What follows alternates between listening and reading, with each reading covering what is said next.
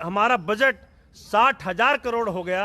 उस मॉडल को लेकर के हम उत्तर प्रदेश में आए हैं। हम यहाँ के स्कूल को देख रहे हैं, यहाँ के अस्पताल को देख रहे हैं। ऐसी बदतर हालत में है। अस्पतालों के अंदर बच्चे तो पैदा हो रहे हैं, लेकिन कुत्ते के बच्चे पैदा हो रहे हैं। यहाँ पे स्कूलों के अंदर ये दिखा नहीं पा रहे हैं। ये पुलिस लगा देते हैं स्कूलों की सुरक्षा के लिए, बच्चियों की सुरक्षा के लिए नहीं इनके पास पुलिस है। लेकिन स्कूलों का कोई पिक्चर ना खींच ले, कोई फोटो ना खींच ले। मुझे घेर लिया, मनीष जी घेर लिया। 75 जिलों में, हमारे सारे जिलों के अंदर विधायक घूम रहे हैं। हर जिले में स्कूल की हालत बद से बदतर है, बच्चों को कुछ उपलब्ध नहीं है। आप पार्टी एक बार भी अमेठी में नहीं सक्रिय दिखी।